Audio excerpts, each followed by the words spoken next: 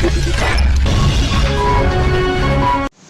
मैं हूं नवीन कुमार और आप इस वक्त देख रहे हैं सिटी तहलका न्यूज़। आपको बता दें कि कल जो है उद्योगपति भीम सचदेवा की जो है कार्रवाई करते हुए डीटीपी द्वारा जो है उनकी बिल्डिंग गिराई गई, उसको लेकर जो आज उद्योगपतियों द्वारा एक बैठक की गई है और उस बैठक में निर्णय लिया गया है कि जो डीटीपी है उनके ट्रांसफ़र को लेकर आज उनके द्वारा मांग की गई है। क्या कुछ कहना है खंडेलवाल जी हमारे साथ हैं। सर, क्या कुछ मीटिंग में फैसला लिया गया है?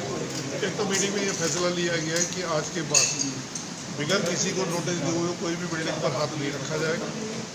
अति शीघ्र से शीघ्र ऐसे भ्रष्ट अधिकारी, मैं तो इसको भ्रष्ट ही कहूँगा, क्योंकि जिस ढंग से इसने शहर के अंदर जब से आया है, जब से इसने जिस ढंग से तानाशाही एडॉप्ट की है, लोगों की फैक्ट्रियों को गिराने का जिस ढंग से सिलसिला शुरू किया है, अगर फैक्ट्री गिराने वाली बात की तो जिस समय फैक्ट्री बनी थी उस समय गिराना चाहिए। आज 5-5, 10-10 साल पुरानी फैक्ट्रियाँ लगी हुई है, 50 साल पुरानी फैक्ट्रियाँ लगी हुई है, आप उस पर ले जाकर पंजा चलाओ तो ये कुछ तो थोड़ी है।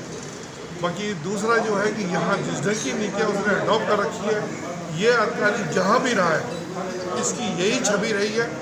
ऐसे बेछवि वाले आदमी को पानीपत में ला के पानीपत का दुर्भाग्य है कि यहाँ ऐसे आदमी को लाकर बैठाएंगे। इसको शीघ्र से शीघ्र आज जो मीटिंग में हमारा फैसला हुआ है वो ये हुआ, या तो इस अधिकारी का यहाँ से ट्रांसफर किया जाए या विदाउट नोटिस किसी भी व्यक्ति को नहीं गिराया जाएगा।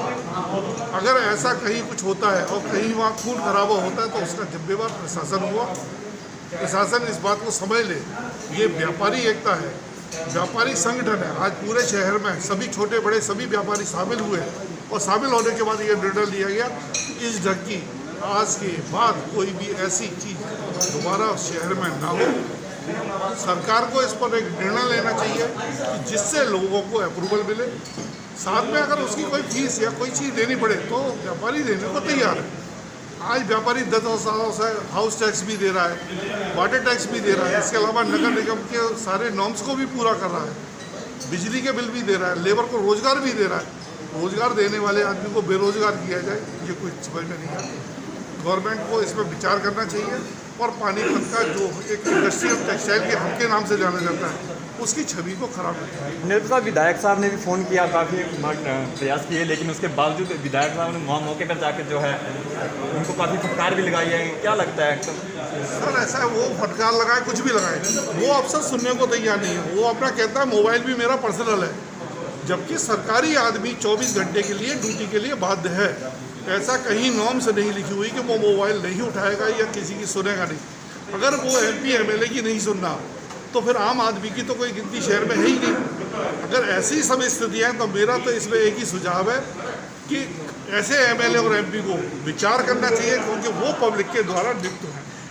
अगर पब्लिक के द्वारा अगर वो नियुक्त हैं तो इस सारे मामले को देखते हुए कहीं भी अगर उनकी सुनवाई नहीं हो रही है तो उनको ऐसे पद से त्याग करना है। साहब, क्या लगता है पानीपत में लगातार पहले भी इस तरह के जो है मौके सामने आए हैं, अधिकारियों के ऊपर आरोप भी लगे हैं, विधायक का फ़ोन भी नहीं उठाया गया। क्या लगता है पानीपत में जो है अधिकारियों का तानाशाही रवैया जो है वो कहीं लगता है? ये जो तानाशाही रवैया है ये कई सालों से है, क्योंकि यहाँ की इंडस्ट्रीज को बढ़ाने में जो व्यापारी का सहयोग है इसमें सरकार कहीं भी नहीं है।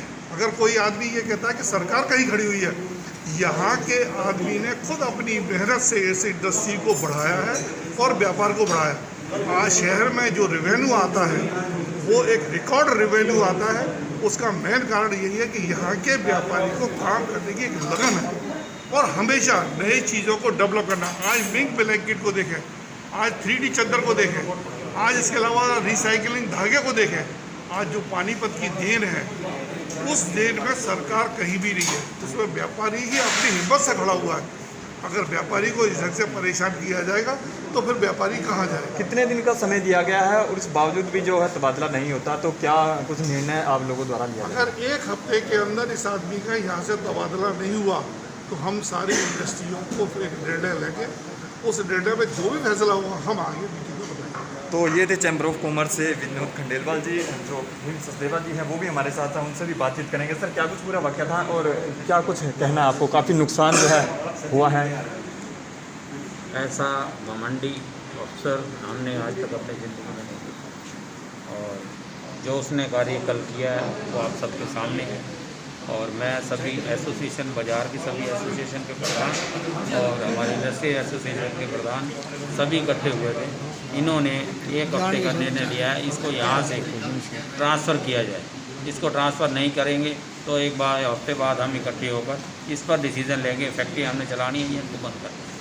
कितना सर नुकसान हुआ है? और जो अधिकारी है उनसे भी बातचीत हुई, उनका ये कहना था कि उनका जो फ़ोन था वो गाड़ी में था और कई बार आपको नोटिस दिए गए थे, क्या कहना है सर? हमारे पास किसी तरह का कोई नोटिस नहीं है। हमारे माननीय विधायक प्रमोद जी, महिपाल ढांडा जी और डीटीपी के साथ हमारी कई बार मीटिंग हो चुकी है। उन्होंने हमें इस बारे में कहा है कि आप CLU अप्लाई करें। आपका CLU नई पॉलिसी सरकार बनाएगी, उसके अधीन आपको उसका CLU दिया जाएगा। तो हमने वो CLU भी अप्लाई किया हुआ। और जब हमारे विधायक ने फ़ोन किया, महिपाल ढांडा जी ने, वी साहब ने, तो उन्होंने फ़ोन उठाने से इनकार कर दिया। कहते जी मेरा फ़ोन मेरे पास नहीं है और हमें डिपार्टमेंट ने कोई फ़ोन नहीं दिया। क्या लगता है पानीपत में जो अधिकारी हैं वो नेताओं के फ़ोन भी नहीं उठा रहे, क्या लगता है किस स्थिति में है शहर? आप किस नज़रिए से देखते हैं? इस समय जो हालात हैं, जो हमारे विधायक हैं वो कमज़ोर पड़ चुके हैं और जो हमारे मिनिस्टर अपना अफसर हैं वो ज़्यादा हावी हो गए हैं और कभी मतलब परवाह भी नहीं करते अपने विधायक।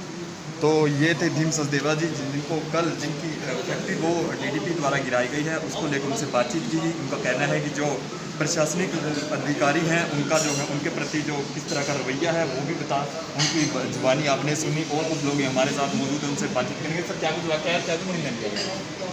देखिए, जहां पूरे देश का व्यापारी लॉकडाउन के बाद आज वेंटिलेटर पे है, कृत्रिम ऑक्सीजन पे सांस ले रहा है, ऐसे समय पे ऐसे नाजुक स्थिति में एक निकम्मा और सनकी अधिकारी जो है पानीपत के उद्योग जगत को उजाड़ने में लगा हुआ है। तो हमारी सरकार से डिमांड ये है जल्दी से जल्दी ऐसे भ्रष्ट और निकम्मे अधिकारी का यहाँ से तबादला किया जाए, नहीं तो सभी व्यापारी जो है सड़कों पर आने को मजबूर हो जाए। तबादला नहीं किया जाता, 1 सप्ताह का समय दिया गया, तो किस तरह की रूपरेखा आगे के लिए क्या है? अगर तबादला नहीं किया गया तो हम सब लोग अपनी फैक्ट्रियाँ और व्यापारिक संस्थान बंद करके यहाँ की चाबियाँ अपने नुमाइंदों के घर दे आएंगे। Rakesh, president Panipat industrial association. तो इंडस्ट्रियल एरिया के प्रेसिडेंट राकेश जी, उनकी जुबानी भी आपने सुनी कि किस तरह से जो है उन्होंने बताया कि एक जो नेता पर जो है उन्होंने आरोप लगाए हैं कि ये उन्होंने कहा है कि यदि 1 सप्ताह के अंदर जो है इस DTP का जो तबादला पानीपत से नहीं कराया जाता तो ये पूरी अपनी इंडस्ट्री बंद करके जो है सड़कों पर आएंगे और इसके लिए पूरा प्रशासन जो है वो खुद जिम्मेदार होगा। अब देखना होगा कि इनकी जो मीटिंग हुई है और इस मीटिंग में लिए निर्णय के बाद क्या कुछ नीति जो है बदलाव है वो पानीपत के शहर में आता है। जानने के लिए तब तक के लिए देखते रहिए सिटी तहलका न्यूज़।